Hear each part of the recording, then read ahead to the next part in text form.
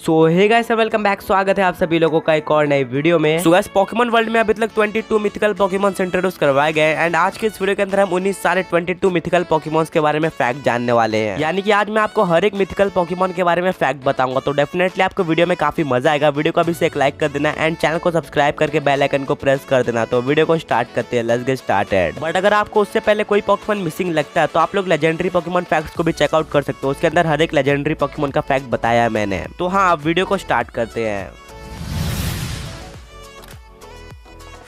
Fact number 1, आपको पॉकीरैप के बारे में पता होगा। अगर नहीं पता है तो उस पॉकीरैप के अंदर हर एक पोकेमॉन का नाम लिया जाता है, उस रीजन का, एंड एक रैप बनाया जाता है। तो क्या आपको पता है कैंटो के 151 पोकेमॉन में से म्यू इकलौता था जो कि कैंटो के पॉकीरैप में नहीं आया था, क्योंकि उस टाइम म्यू को जापान के बाहर नहीं अनाउंस किया गया था एंड वो कोई ऑफिशियल पोकेमॉन नहीं था कैंटो का। और क्या आपको पता, जब Pokemon red and Pokemon green पहली बार रिलीज हुए थे जापान के अंदर, तो इवन निंटेंडो को भी नहीं पता था कि उसके अंदर म्यू को प्रोग्राम किया गया है। और एक इंटरव्यू में शिगेकी मोरिमोटो ने रिवील किया था कि उन्होंने म्यू को सिर्फ और सिर्फ 2 हफ्ते पहले बनाया था जब पोकेमॉन गेम्स रिलीज होने वाले थे, और इस वजह से ना ही म्यू पॉकीरैप में आ पाया था और ना ही निंटेंडो को पता था कि म्यू को पोकेमॉन गेम्स के अंदर प्रोग्राम किया गया है। फैक्ट नंबर 2, क्या आपको पता है म्यू के तरह पोकेमॉन जनरेशन 2 के 100 पोकेमॉन में से सेलेबी इकलौती पोकेमॉन थी जो कि पोकेमॉन गोल्डन सिल्वर के पॉकीरैप में नहीं थी, और उसके बाद सेलेबी और म्यू दोनों को ही होइन के पॉकीरैप में लिया गया था एक साथ। और क्या आपको पता है सेलेबी का पहला नाम सेल्बी होने वाला था, यानी कि सी के जगह पे एस था एंड एक ई को कम कर दिया गया था, बट आगे जाकर उसको सेलेबी ही बना दिया गया। फैक्ट नंबर 3, क्या आपको पता हम सारे जनरेशन 3 यानी कि होइन के पोकेमॉन्स को वाइल्ड में पकड़ सकते हैं, बट जिराची जनरेशन 3 यानी कि होइन का इकलौता ऐसा पोकेमॉन है जिसको हम वाइल्ड में नहीं पकड़ सकते, बल्कि वो एक इवेंट में मिलता है एंड उस इवेंट के बिना हम उसको ऑब्टेन कर ही नहीं सकते जन 3 के गेम्स में। फैक्ट नंबर 4, तो आपने पोकेमॉन एनिमे के अंदर पोकेमॉन रेंजर डिओक्सस वाले एपिसोड में देखा होगा कि डिओक्सस कभी भी अपने फॉर्म को चेंज कर लेता था, उसका जो भी मन करे उस फॉर्म में चले जाता था, उसको कोई भी एनवायरनमेंट की जरूरत नहीं थी। बट क्या आपको पता है पोकेमॉन एडवेंचर्स में उसकी ये चॉइसेस लिमिटेड होती है, यानी कि वो सिर्फ और सिर्फ एनवायरनमेंट पे बेस्ड अपने फॉर्म्स को चेंज कर सकता है, पोकेमॉन एनिमे की तरह नहीं कर सकता। और क्या आपको पता है डिओक्सस के तीनों ही फॉर्म्स डीएनए को रिप्रेजेंट करते हैं, यानी कि डिओक्सियस के 3 फॉर्म्स है, सबसे पहला है डिफेंस, सेकंड है नॉर्मल एंड थर्ड है अटैक। तो अगर हम इन तीनों ही फॉर्म्स के फर्स्ट वर्ड को ले तो वो डीएनए बन जाता है, यानी कि डीएनए को दर्शाता है। फैक्ट नंबर 5, क्या आपको पता है फियोनी इकलौती ऐसी पोकेमॉन है जिसको हम किसी मिथिकल पोकेमॉन को ब्रीड कर ऑब्टेन कर सकते हैं। और क्या आपको पता है ग्लेलिया एंड फियोनी दोनों के बेस स्टेट एकदम सेम है, दोनों के बेस स्टेट में बिल्कुल भी फर्क नहीं है। और अभी तक ये भी कंफर्म नहीं है कि फियोनी कोई मिथिकल पोकेमॉन है या फिर नहीं है। काफी सारे जगह पे इसको मिथिकल बताया गया, बट काफी सारी जगह पे इसको मिथिकल नहीं भी बताया गया है। और अगर ये मिथिकल पोकेमॉन है तो अब तक की सबसे लोवेस्ट बेस स्टेट रखने वाली मिथिकल पोकेमॉन है। फैक्ट नंबर 6, क्या आपको पता है मैनेफी एंड डिट्टो इकलौते ऐसे पोकेमॉन वर्ल्ड के पोकेमॉन है जिनको ब्रीड कराया जा सकता है, बट फिर भी वो लोग ब्रीडिंग के थ्रू ऑब्टेनेबल नहीं होते, मतलब हम उनको ऑब्टेन नहीं कर सकते ब्रीडिंग करा के। फैक्ट नंबर 7, आप लोगों ने पोकेमॉन वर्ल्ड में काफी सारे तरह के एवोल्यूशन स्टोन्स को देखा होगा एंड उनमें में से एक है डॉन स्टोन। तो क्या आपको पता है डार्कराय की आइस यानी कि आंखें डॉन स्टोन से इंस्पायर्ड है, और आप लोग यहाँ पे देख भी सकते हो दोनों के कलर्स वगैरह काफी सेम एंड काफी सारी सिमिलैरिटीज भी आपको दिख जाएंगी। और क्या आपको पता है डार्कराय का नाम 2 बार डार्क वर्ड से लिया गया है। सबसे पहले तो उसका नाम डार्क और कुराई से लिया गया है, यहाँ पे आपको एक डार्क देखने को मिल जाएगा एंड जो कुराई है उसका मतलब भी डार्क ही होता है जापानीज में, मतलब 2 डार्क मिला के डार्क राय बन गया है। फैक्ट नंबर 8, आपको ये तो पता होगा कि जब भी आप पोकेमॉन गेम्स के अंदर लेजेंडरी या फिर मिथिकल पोकेमॉन को इनकाउंटर करते हो तो वहाँ पे एक अलग से म्यूजिक बजता है उनके लिए। बट क्या आपको पता है मिथिकल पोकेमॉन होने के बावजूद भी जब भी हम शेमिन को पोकेमॉन गेम्स के अंदर इनकाउंटर करते हो तो किसी नॉर्मल पोकेमॉन या फिर वाइल्ड पोकेमॉन का म्यूजिक बजता है, ना कि मिथिकल पोकेमॉन का। फैक्ट नंबर 9, आपको ये तो पता होगा कि आर्सेस के पास मल्टी टाइप एबिलिटी एंड हर एक टाइप में चेंज होने के बाद उसके फॉर्म्स भी चेंज होते हैं और उसके हर एक टाइपिंग के लिए एक अलग सी स्प्राइट बनाई गई है। और क्या आपको पता है कि आर्सेस का अलग से फॉर्म है जिसकी टाइपिंग है question mark and question mark typing. अगर आपको नहीं पता कि ये कौन सी टाइपिंग है तो ये ग्लिच टाइपिंग है। अगर आपने मेरी फैक्ट वीडियो देखी होगी तो आपको पता होगा। और इस टाइपिंग के लिए आर्सेस के पास एक स्प्राइट भी है, बट हम इसको तब तक ऑब्टेन नहीं कर सकते जब तक हम किसी भी चीट कोड का इस्तेमाल ना करें। और क्या आपको पता है बेस फॉर्म में आर्सेस के पास अब तक के सबसे हाईएस्ट बेस स्टेट है अगर हम किसी भी फॉर्म्स को इंक्लूड ना करें। और आर्सेस इकलौता ऐसा मिथिकल पोकेमॉन भी है जो कि किसी गेम का गेम मैस्कॉट है, क्योंकि आर्सेस पोकेमॉन लेजेंड्स आर्सियस का मैस्कॉट है। फैक्ट नंबर 10, क्या आपको पता है विक्टिनी का यूनोवा पॉकेडेक्स नंबर 000 है, और इस वजह से विक्टिनी इकलौती ऐसी पोकेमॉन बन जाते हैं जिसके पास ये वाला यूनिक पॉकेडेक्स नंबर है, किसी और पोकेमॉन के पास ये वाला नंबर नहीं है। और क्या आपको पता है यूनोवा यानी कि जनरेशन 5 में 5 मिथिकल पोकेमॉन इंट्रोड्यूस करवाए गए थे, बट उसके अंदर विक्टिनी इकलौती है जिसके पास कोई और फॉर्म नहीं है। जैसे कि कैल्डियो के पास 2 फॉर्म्स है, मेलोएटा के पास भी 2 फॉर्म्स है एंड जेनेसेक्ट के पास तो 4 फॉर्म्स है, बट इसके पास कोई भी फॉर्म्स पॉकीमॉन्स नहीं है। फैक्ट नंबर 11, क्या आपको पता है मेलोएटा के साथ केल्डियो इकलौता ऐसा पॉकीमॉन है जो कि अपना सिग्नेचर मूव लेवलिंग अप से नहीं लर्न करता है, बल्कि उसको अपना सिग्नेचर मूव जो कि सीक्रेट स्वॉर्ड जो कि फाइटिंग टाइप का है मूव ट्विटर से लर्न करना पड़ता है। और उसके लिए प्लेयर के पार्टी में सारे के सारे स्वॉर्ड ऑफ जस्टिस के मेंबर्स होने चाहिए। और फिर हमें मूड ऑफ आइसरस में जाके एक ओल्ड मैन से मिलना पड़ेगा जो कि केल्डियो को वो मूव सिखा देगा। फैक्ट नंबर 12, क्या आपको पता है मेलोएटा गाना गाकर किसी की भी फीलिंग्स को चेंज कर सकती है या फिर कंट्रोल कर सकती है, किसी को भी वो सैड बना सकती है या फिर किसी को भी वो हैप्पी बना सकती है। और क्या आपको पता है मेलोएटा के पॉकेडेक्स एंट्री में लिखा हुआ है कि काफी सारे फेमस सॉन्ग मेलोएटा के मेलोडी से इंस्पायर्ड है। फैक्ट नंबर 13, क्या आपको पता है जेनेसेक्ट अभी तक का इकलौता मिथिकल या फिर लेजेंडरी पॉकीमॉन है जो कि बग टाइप का है। और क्या आपको पता है म्यूटू एंड जेनेसेक्ट दोनों की स्टोरी काफी ज्यादा सिमिलर है एक दूसरे से, जैसे कि दोनों ही पॉकीमॉन्स को किसी विलन टीम ने बनाया था, जहाँ पे म्यूटू को जियोवानी ने बनाया था टीम रॉकेट से एंड वहीं पे जेनेसेक्ट को टीम प्लाज्मा ने बनाया था। और दोनों ही पॉकीमॉन्स को जिस पॉकीमॉन को देखकर बनाया जा रहा है उस पॉकीमॉन से ज्यादा बनाने की कोशिश की गई थी। और क्या आपको पता है जेनेसेक्ट इकलौता ऐसा पॉकीमॉन है जिसके पॉकेडेक्स एंट्री में किसी विलन टीम का नाम हो, क्योंकि जेनेसेक्ट के पॉकेडेक्स एंट्री में टीम प्लाज्मा का नाम है। फैक्ट नंबर 14, क्या आपको पता है डायंसी काफी ज्यादा यूनिक पॉकीमॉन है, क्योंकि डायंसी इकलौती ऐसी मिथिकल पॉकीमॉन है जिसको कोई मेगा एवोल्यूशन मिला है। और सिर्फ इतना ही नहीं, जिस रीजन में मेगा एवोल्यूशन इंट्रोड्यूस करवाया गया था उस रीजन में डायंसी इकलौते ऐसे पॉकीमॉन थे जिसको मेगा मिला था, यानी कि जन 6 में डायंसी को ही सिर्फ मेगा मिला था, किसी और पॉकीमॉन को नहीं मिला था। और साथ में मेगा डायंसी मेगा टायरेनिटार के साथ अब तक के सबसे ज्यादा बेस्ट स्टैट रखने वाले रॉक टाइप पॉकीमॉन है। फैक्ट नंबर 15, क्या आपको पता है हुपा अनबाउंड अब तक का टॉलेस्ट यानी कि सबसे ज्यादा लंबा डार्क टाइप पॉकीमॉन है मेगा गैराडोस के साथ। और क्या आपको पता है हुपा के बारे में एक कहानी है कि उसने अपने नॉर्मल फॉर्म के अंदर एक पूरे के पूरे कैस्टल को उठा लिया था उसके अंदर के खजाने को फाइंड करने के लिए। और हुपा जेन 6 का इकलौता ऐसा पॉकीमॉन था जिसकी पॉकीमॉन एक्स एंड वाई की entry omega Ruby and alpha sapphire की एंट्री से अलग थी। और हुपा अनबाउंड आर्चर्स के बाद सबसे ज्यादा बेस्ट स्टैट रखने वाला मिथिकल पॉकीमॉन है, उसके बेस्ट स्टैट 680 है। फैक्ट नंबर 16, क्या आपको पता है पॉकीमॉन वर्ल्ड में एक ही पॉकीमॉन ऐसा एग्जिस्ट करता है जिसके पास फायर एंड वाटर टाइप हो, जो कि वोल्केनियन। ऐसी टाइपिंग किसी और पॉकीमॉन के पास नहीं है वोल्केनियन को छोड़कर। फैक्ट नंबर 17, क्या आपको पता है मैगैरना इकलौता ऐसा शाइनी पॉकीमॉन है जिसको हम गेम्स के अंदर कभी भी ऑब्टेन नहीं कर सकते हैं, यानी कि पॉकीमॉन गेम्स के अंदर शाइनी मैगैरना को अभी तक कोई भी ऑब्टेन नहीं कर पाया है। और इसी के कारण शाइनी मैगैरना एक एनिमे एक्सक्लूसिव पॉकीमॉन बन जाती है। फैक्ट नंबर 19, जरूरा अब तक का इकलौता इलेक्ट्रिक टाइप मिथिकल पॉकीमॉन है, इसके अलावा कोई भी इलेक्ट्रिक टाइप पॉकीमॉन नहीं है मिथिकल में। और पॉकीमॉन के अंदर हमें जरूरा के बारे में काफी इंटरेस्टिंग स्टोरी बताई गई है, जो कि एक बार वोल्केनो में काफी तेज लाइटनिंग हुई जिससे काफी बड़ा एक्सप्लोजन हो गया एंड वहीं से जरूरा का जन्म हो गया, मतलब उसी एक्सप्लोजन में जरूरा फॉर्म हो गया था। एंड जरूरा पॉकीमॉन एक टाइगर के ऊपर बेस्ड है, जो उसका शाइनी फॉर्म है वो भी व्हाइट टाइगर से लिया गया है जो कि व्हाइट कलर का होता है। फैक्ट नंबर 20, क्या आपको पता है मेल्टन अब तक का इकलौता और सबसे पहला ऐसा मिथिकल पॉकीमॉन है जो कि इवॉल्व होने का केपेबल है, क्योंकि मेल्टन जनरेशन 7 का एक पॉकीमॉन एंड वो इवॉल्व हो सकता है मेलमेटल में। फैक्ट नंबर 21, क्या आपको पता है मेल्टन एंड मेलमेटल इकलौते ऐसे जनरेशन 7 के पॉकीमॉन है जो कि उसी जनरेशन में इंट्रोड्यूस करवाए गए थे, यानी कि अलोला के पॉकीमॉन है, बट फिर भी वो अलोला के पॉकेडेक्स में मौजूद नहीं है। और फाइनली फैक्ट नंबर 22, क्या आपको पता है जनरेशन 8 में एक ही मिथिकल पॉकीमॉन है जो कि है जरूड। और ऐसा कहा जाता है कि जो जरूड के बॉडी पे वाइन्स होते हैं वो नीचे गिरकर न्यूट्रिएंट्स में बदल जाते हैं एंड प्लांट्स एंड ट्रीज को ग्रो होने में हेल्प करते हैं।